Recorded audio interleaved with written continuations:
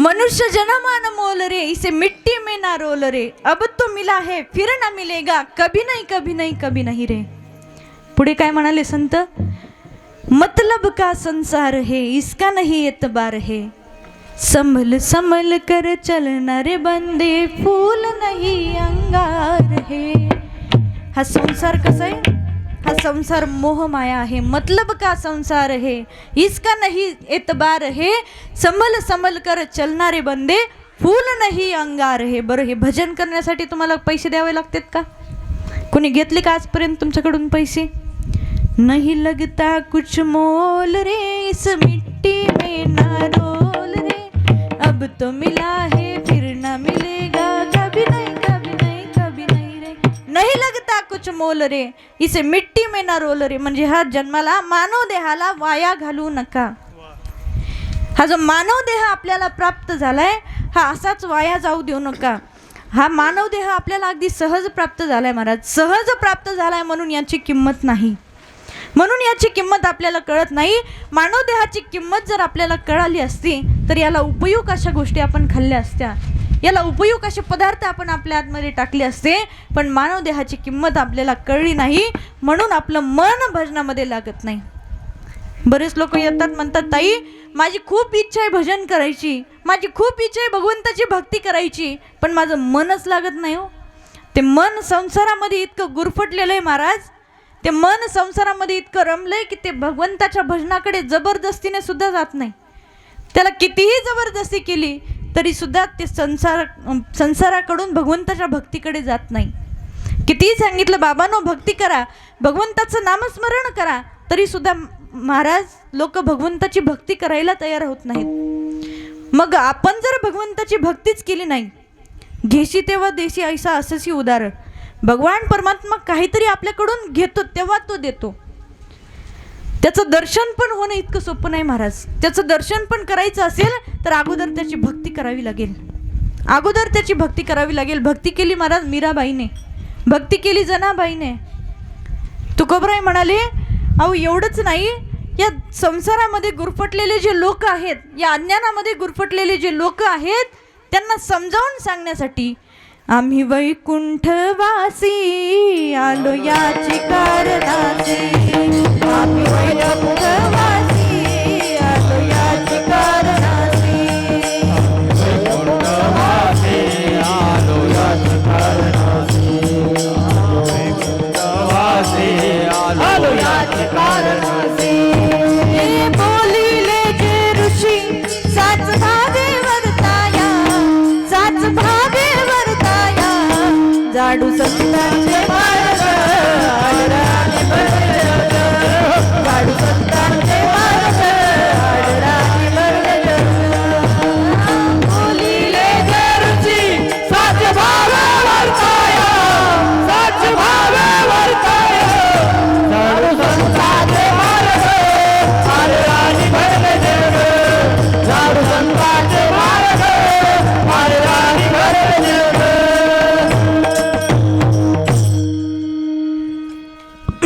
टाळी वाजवा. काय तुम्हाला काही आजार झालाय, विसर भोळा का काय, काही समजणाकडे? एवढे लवकर कसं काय विसरतात बरं तुम्ही? कमीत कमी आजचं कीर्तन होईपर्यंत तरी लक्षात ठेवा ना, अजून 3 दिवस जायचेत. आजचा फक्त पहिला दिवस आहे. विठ्ठल विठ्ठल.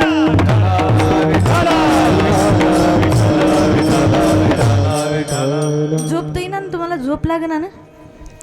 झोप लागत असेल तर सांगा आताच, मग ठल रुक्म.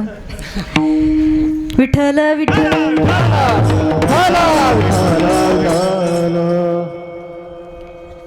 आम्ही वैकुंठवासी आलो याची कारणासी, बोलिले जे ऋषी साच भावे वर्ताया.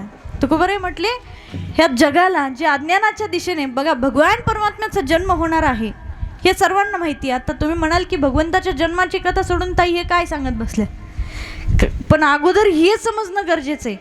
जोपर्यंत हे समजणार नाही तोपर्यंत भगवंताच्या भक्तीकडे आपलं मन वळणार नाही, आणि जोपर्यंत भगवंताच्या भक्तीकडे आपलं मन वळणार नाही तोपर्यंत भगवान अवतरित होणार नाहीत, भगवान आपल्याला दर्शन देणार नाहीत महाराज. भगवंताचं जर दर्शन करायचं असेल तर अगोदर भगवंताची भक्ती करावी लागेल, अगोदर भगवंताची भक्ती शिकून घ्यावी लागेल. भक्ती कशी करायची हे शिकून घ्यावं लागेल. मग सनकादी ऋषी भगवंताचं दर्शन करण्याकरता वैकुंठामध्ये गेले आणि वैकुंठामध्ये गेले असताना सनकादी ऋषी दर्शनाला गेले असताना भगवंताचे 2 पार्षद त्या ठिकाणी होते. त्यांचं नाव होतं, एकाचं नाव होतं जय, दुसऱ्याचं नाव होतं विजय. आणि भगवंताकडे जात असताना त्यांना अडवलं. म्हणाले आत्ताच तुम्ही जाऊ शकत नाही. बघा, एखाद्या आमदाराला खासदाराला भेटायला गेले तर अगोदर त्यांचे पिये आपल्याला अडवतात आणि म्हणतात आता साहेब आराम करत आहेत, साहेब बाहेर गेले आहेत. तसे हे पिये आहेत ना, ते भगवंतापर्यंत पोहोचूच देत नाहीत महाराज. मग जय विजय यांनी सनकादी ऋषींना अडवलं आणि सांगितलं आता भगवान परमात्मा आराम करत आहेत, आता तुम्ही त्यांच्यापर्यंत जाऊ शकत नाही. तेव्हा सनकादी ऋषी म्हणाले हमारा रास्ता छोडो, सरका म्हणले आमच्या रस्त्यातून आम्हाला जाऊ द्या. सनकादी ऋषींनी प्रार्थना केली, खूप सांगितलं, पण जय विजय काही ऐकत नव्हते. शेवटी सनकादी ऋषींनी श्राप दिला, जा इथून पुढचे 3 जन्म तुम्ही राक्षस योनीला प्राप्त व्हाल. त्या जय विजयचा पहिला जन्म झाला हिरण्याक्ष आणि हिरण्यकश्यपू, दुसरा जन्म झाला दंतवक्र आणि शिशुपाल आणि तिसरा जन्म झाला रावण आणि कुंभकर्ण. हे 3 योनी ते राक्षस योनीला प्राप्त झाले. आणि राक्षस योनीला प्राप्त झाल्यानंतर आता राक्षस तर माहिती काय करतात, कुठं सप्ताह होऊ देत नाही, कुठं भगवंताचं भजन करू देत नाही. सप्त जात असेल तर काहीतरी आडफाटा घालतात, विठ्ठल विठ्ठल. असे दंतवक्र, शिशुपाल, हिरण्याक्ष, हिरण्यकश्यपू ते राक्षस योनीला प्राप्त झाले आणि पृथ्वीवर हाहाकार मातू लागला. प्रथम जन्म त्यांचा झाला हिरण्याक्ष आणि हिरण्यकश्यपूचा. मग हिरण्याक्षाचा वध करण्यासाठी वामन भगवंतांनी अवतार घेतला.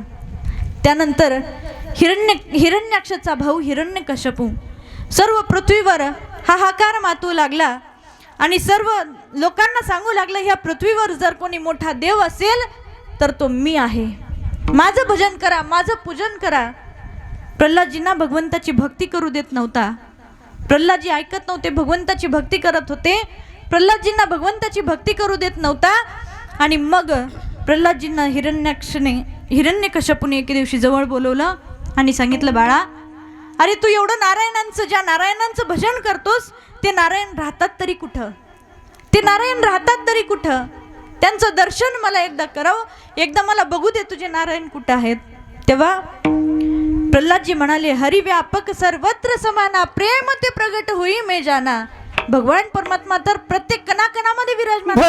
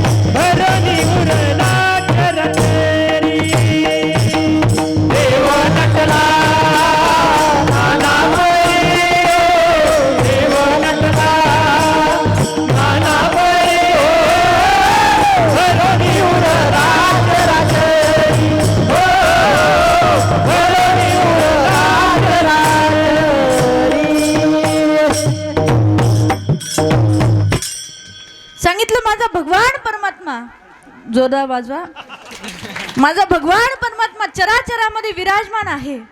माझा भगवान परमात्मा प्रत्येक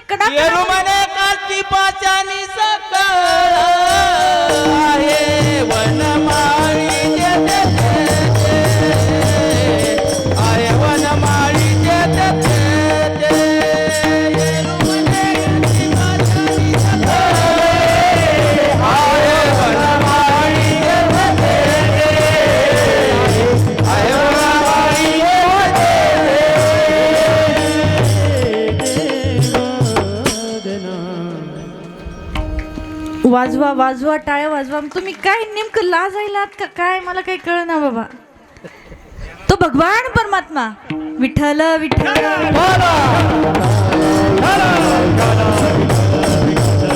भगवान परमात्मा सर्वांमध्ये विराजमान आहे, सगळ्यामध्ये विराजमान आहे. खरंच सगळ्यांमध्ये विराजमान आहे? तुला कोणी सांगितलं? तो भगवान परमात्मा सगळ्यांमध्ये विराजमान आहे प्रल्हाद, तुला कोणी सांगितलं? हिरण्यकश्यपूने विचारलं. मला सांगितलं नारदजींनी. कधी? मी जेव्हा माझ्या आईच्या गर्भामध्ये उदरामध्ये जेव्हा होतो तेव्हा नारदजींनी सांगितलं, हरिव्यापक सर्वत्र समाना प्रेम ते प्रगट होई मे जाना. मग भगवान परमात्मा चराचरामध्ये आहे, पण तो प्रगट कसा होतो? तो प्रगट होतो प्रेमाने, तो प्रगट होतो भक्तीने. सांगितलं सगळीकडे जर तुझा भगवान परमात्मा विराजमान आहे तर मला सांग, ह्या खंब्यामध्ये तुझा भगवान परमात्मा विराजमान आहे का? बघा, भगवंताविषयी फक्त भक्ती असून चालणार नाही, फक्त ज्ञान असून चालणार नाही, वैराग्य असून चालणार नाही. भगवंताविषयी भक्ती पाहिजे, श्रद्धा पाहिजे आणि विश्वास पाहिजे. जिथं भक्ती, श्रद्धा आणि विश्वास हे त्रिवेणी संगम आहे त्या ठिकाणी भगवान परमात्मा अवतरित होत असतात महाराज. त्या ठिकाणी भगवान परमात्मा अवतरित होत असतात. मग प्रल्हादजींनी अगदी छातीठोकपणे सांगितलं, हो हो, या खंब्यामध्ये सुद्धा माझा भगवान परमात्मा विराजमान आहे. हिरण्यकश्यपू काय करत होता? सगळीकडे अधर्माची वार्ता पसरवत होता की मीच देव आहे. स्वतःला देव समजवत होता, स्वतःला देव म्हणवत होता. पण जेव्हा प्रल्हादजींनी सांगितलं, हो, या खंब्यामध्ये सुद्धा माझा भगवान परमात्मा विराजमान आहे, तेव्हा हिरण्यकश्यपू उठला, जोरात लात मारली खंब्यावर आणि त्या खंब्यामधून भगवान परमात्मा प्रगट. नारायण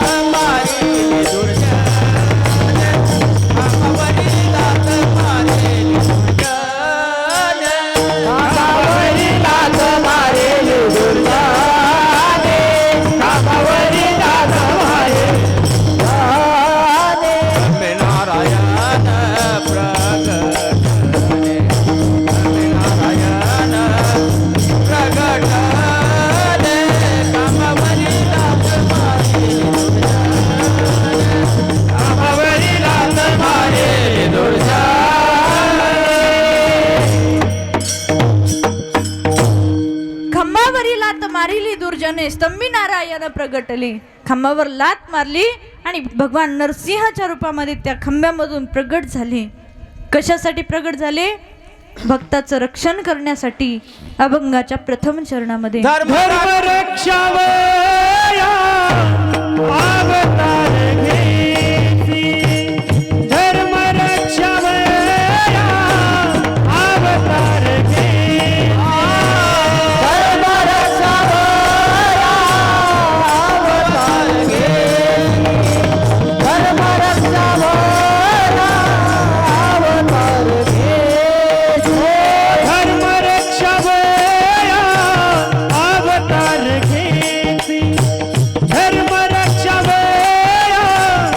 अवतार घेसी, धर्म रक्षावया अवतार घेसी, धर्म रक्षावया अवतार घेसी. आपुल्या पाळीचे भक्त जन, आपुल्या पाळीचे भक्त जन, अंबरसी काठे जन्म सोसिएले, अंबरसी काठे जन्म सोसिएले,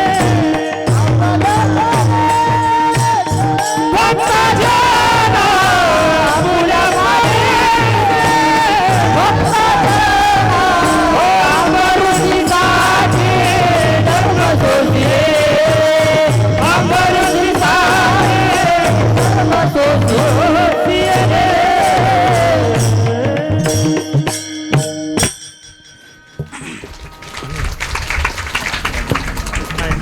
सगळ्यांनी सोबत वाजवा बरं. बस आहेत जागे बरं का. मला वाटलं मागचे झोपले का काय. विठ्ठल विठ्ठल. असेच जागे राहा 12 वाजेपर्यंत. 12:15 वाजेपर्यंत, जास्त नाही वेळ घेणार तुमचा. धर्म रक्षावय अवतार घेसी, अधर्म पृथ्वीवर अधर्म पसरला होता आणि भगवंताच्या भक्ताला त्रास दिला जात होता, म्हणून भगवान परमात्माने अवतार घेतला. तुकोबराय सांगतात की भगवान परमात्मा धर्माचं रक्षण करण्यासाठी अवतार घेतात. बरं, तुकोबरायांना साधकाने प्रश्न विचारला, तुकोबराय जर भगवान परमात्मा धर्माचं रक्षण करण्यासाठी जन्म घेतात, जर भगवान परमात्मा भक्ताचं रक्षण करण्यासाठी जन्म घेतात, तर आम्हाला एखादं तरी असं उदाहरण सांगा जेणेकरून आम्हाला पटेल. तेव्हा तुकोबराय सांगतात की सूर्यवंशामध्ये नाभाग राजाचा पुत्र होता अंबरीश, आणि त्या अंबरीश राजाचं एकादशीचं व्रत होतं. एकादशी व्रताचा नियम सांगितलाय भागवतामध्ये. एकादशी व्रत असं असावं बघा, आपल्या एकादशीची तयारी दशमीपासूनच सुरू होते. उद्या एकादशी आहे, आज पोटभर जेवा. उद्या एकादशी आहे, साबुदाणा भिजू घाला. उद्या एकादशी आहे, केळी घेऊन या. याला एकादशी म्हणतात का? आपली एकादशी करून उपयोग नाही महाराज. एकादशी कशी असावी? दशमीच्या दिवशी फक्त एक वेळचं जेवण करावं. दशमीच्या दिवशी एक वेळचं जेवण करावं. आणि एकादशीला बघा आपल्याकडं फराळ म्हणतात, पण त्याचं ओरिजिनल नाव काय आहे सांगू? फल आहार. फल आहार. फराळ म्हणजे काय, किती भगर खान किती साबुदाणा खा असं नाही बरं का. म्हणजे फळाचा आहार, फक्त फळं खाऊन त्या दिवशी एकादशीच्या दिवशी राहायचं असतं. आणि दुसऱ्या दिवशी पंचांगामध्ये वेळ असतो, इतक्या दिवशी इतक्या टायमिंगला एकादशीच्या व्रताचं पारण करायचं. आपण काय म्हणतो, एकादशी सोडायची नाही, पारण करायचं असतं. मग दुसऱ्या दिवशी 12 वाजेपर्यंत एकादशीचं पारण करून घ्यायचं असतं. मग अंबरीश राजाने असं 3 दिवसाचं, म्हणजे आपण जसं सोमवार पकडतो तसंच एकादशी व्रत धारण केलं. आणि एकादशी व्रत धारण केल्यानंतर आता द्वादशीच्या दिवशी एकादशीचं पारण करणार. सर्वांना आमंत्रण दिलं की आज दुपारी 12 वाजता एकादशीच्या पारणानिमित्ताने आमच्या घरी भंडारा आहे, भोजन आहे. सर्वांना आमंत्रित केलं आणि एकादशीचं पारण अंबरीश राजा करणार होता. पण तेवढ्यात दुर्वासा ऋषी त्या ठिकाणी आले. आणि दुर्वासा ऋषी त्या ठिकाणी आल्यानंतर दुर्वासा ऋषींना अंबरीश राजाने प्रणाम केला. आणि दुर्वासा ऋषींना सांगितलं, हे ऋषीवर, धन्य अजी दिन संत दर्शनाचा अनंत जन्मीचा सीन गेला. आज निश्चितच माझं काहीतरी भाग्य उदयाला आलं असेल, म्हणून मला तुमच्यासारख्या संताचं दर्शन घडलं. तुम्ही आलात, मला फार आनंद झाला. मग आता मी एकादशी व्रताचं पारण करणार आहे. तुम्ही एक काम करा, तुम्ही इथेच थांबा, मग आपण एकादशी व्रताचं पारण करूयात. सांगितलं, हो राजा मी थांबतो, पण मी थोडं स्नान शुश्रूषा करून येतो, थोडे नित्यकर्म मी करून येतो. स्नान करण्यासाठी दुर्वासा ऋषी गेले आणि ते त्या ठिकाणीच रमले. अंबरीश राजाकडे आपल्याला जायचंय हे विसरून गेले. मग अंबरीश राजा इतका महान होता, इतका तपस्वी होता, इतका भगवत भक्त होता. भगवंताला सांगितलं, भगवंता आता धर्म संकट पडलं माझ्यावर, काय एकादशीचं पारण केलं पाहिजे. एकादशीचं पारण तर केलं पाहिजे, पण एका संताला सोडून जर मी भोजन केलं तर मला पाप लागेल. बघा, एखाद्या पाहुण्याला जर आपण घरी निमंत्रित केलं जेवण्यासाठी आणि ते यायच्या आधीच आपण जेवण केलं तर कसं वाटेल आपल्याला? कसं वाटेल? आपल्याला कोणी बोलवलं जेवायला आणि ते आपण जायच्या आधीच त्या माणसाने घरचं जेवण केलं तर चालेल का? नाही चालणार. तसं अंबरीश राजाला वाटलं की दुर्वासा ऋषी येण्याच्या अगोदर मी एकादशीच्या व्रताचं पारण कसं काय करू, कसं काय मी एकादशीचं व्रत सोडू. तेव्हा भगवान परमात्माने सांगितलं, हे अंबरीश, हे राजा, तू एक काम कर. काय कर, हातामध्ये थोडंसं पाणी घे, त्या पाण्यावर तुलसीपत्र ठेव आणि ते तुलसीपत्र तू ग्रहण कर. म्हणजे एकादशी सोडल्यासारखंही गृहीत होईल आणि नाही सोडल्या तरी जमा होईल. मग ते हातामध्ये पाणी घेतलं, तुलसीपत्र घेतलं, ते तुलसीपत्र राजाने ग्रहण केलं. खूप वेळ निघून गेल्यानंतर दुर्वासा ऋषी त्या ठिकाणी आले आणि दुर्वासा ऋषींनी आता मनामध्ये विचार केला, आपल्याला यायला वेळ झाला. अंबरीश राजा उपाशी बसला असेल, पण माणसाचा जो चेहरा आहे ना, तो चेहराच सगळे भाव सांगून जातो महाराज. माणसाने जेवण केलंय का नाही हे चेहऱ्यावर दिसतं. म्हणून तुमचे चेहरेसुद्धा प्रसन्न ठेवा बरं का, तरच मला कीर्तन सांगायला आनंद वाटेल. विठ्ठल विठ्ठल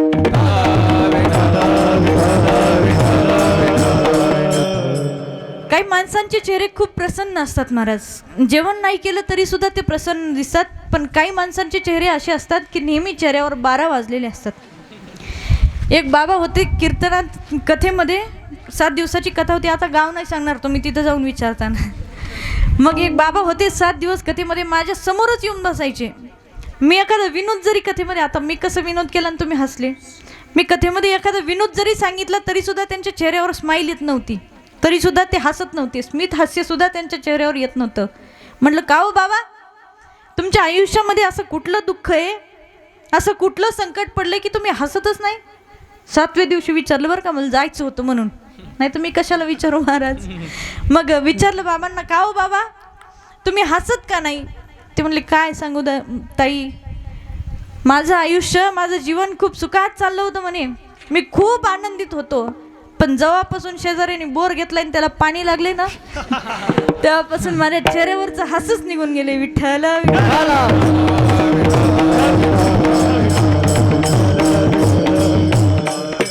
कारण सध्या सगळ्यात मोठी समस्या जर कशाची असेल तर ती पाण्याची महाराज. सगळे शेतकरी आकाशाकडे पाहत आहेत, त्या वरुण राजाला विनंती करत आहेत की बाबा रे आता तरी ये. मग जेव्हापासून शेजाऱ्याने बोर घेतलाय तेव्हापासून माझ्या चेहऱ्यावरचं हसूच निघून गेले. दुसऱ्याच्या आनंदामध्ये आनंद मानता आला पाहिजे महाराज. म्हणून कीर्तनामध्ये, कथेमध्ये येताना चेहरे फ्रेश घेऊन यायचे, एकदम फ्रेश. कथाकाराला सुद्धा आनंद झाला पाहिजे. वा, अगदी परीक्षित राजासारखे श्रोते मला या ठिकाणी प्राप्त झालेत. आणि निश्चितच परीक्षित राजाची उपमा तुम्हाला द्यायला काही हरकत नाही असं मला वाटतंय. विठ्ठल विठ्ठल.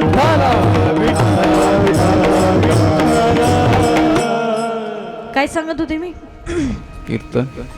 कीर्तन. कोणाची कथा सांगत होते? झोपल्या का काय? झोपले नाही ना. माणसाचा चेहरा त्याच्या आतले भाव सांगून जातो. मग दुर्वासा ऋषींना वाटलं की एवढा वेळ झाला, अंबरीश राजा उपाशी असेल, मला घाईघाईने गेलं पाहिजे. दुर्वासा ऋषी घाईघाईने अंबरीश राजाजवळ जाऊ लागले आणि अंबरीश राजाजवळ गेल्यानंतर अंबरीश राजाच्या चेहऱ्याकडे पाहिलं तर त्याचा चेहरा अगदी समाधानकारक दिसत होता, अगदी समाधानी असल्यासारखा. अंबरीश राजाने दुर्वासा ऋषींना सांगितलं, ऋषीवर सावकाश या, सावकाश या. का? कारण मी एकादशीचं पारणं केलंय. दुर्वासा ऋषींना राग आला महाराज. साहजिकच आहे, राग येणं साहजिकच आहे. मी आत्ताच तुम्हाला सांगितलं, कोणी जेवायला बोलवलं ना आपल्या अगोदर जेवलं तर आपल्याला राग नाही येणार का? मग दुर्वासा ऋषींना राग आला आणि दुर्वासा ऋषींनी अंबरीश राजाला शाप दिला, जा इथून पुढचे 25 वर्ष तुला गर्भीच्या यातना सहन कराव्या लागतील, असा शाप दिला. शाप दिल्यानंतर अंबरीश राजा भगवान परमात्म्याला शरण गेला आणि भगवंताला विचारलं, प्रभू माझ्याकडून अपराध घडला, दुर्वासा ऋषींना येण्याच्या अगोदर मी एकादशीचं पारणं करून घेतलं, दुर्वासा ऋषींनी मला शाप दिला, आता मी काय करू? तेव्हा भगवंताने अंबरीश राजाचं संकट स्वतःवर घेतलं, सुदर्शन चक्र काढलं आणि दुर्वासा ऋषींच्या पाठीमागे सोडलं.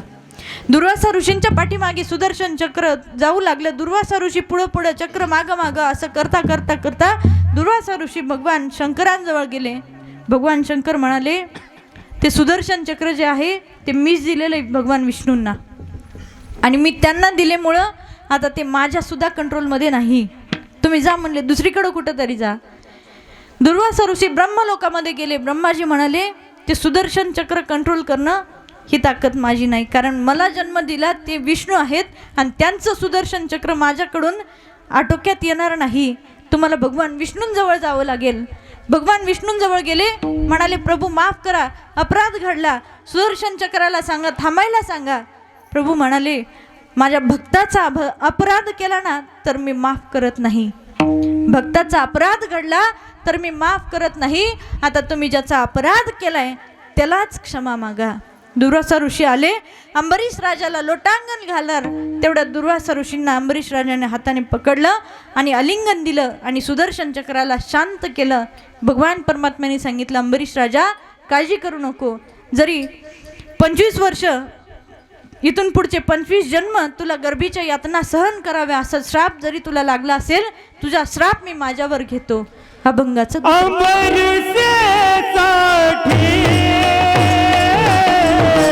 जन्म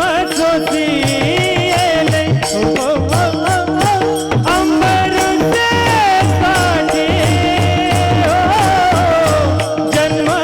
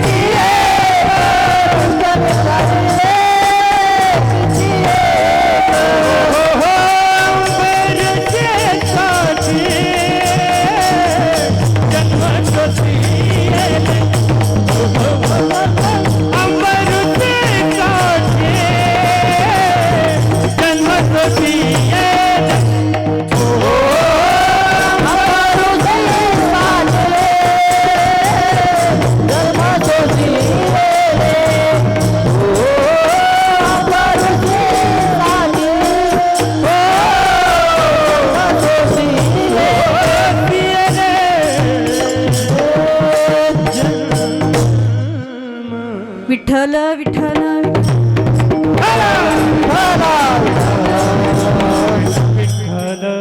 अंबऋषीसाठी जन्म सोशियले दुष्ट निर्दाळिले किती एक.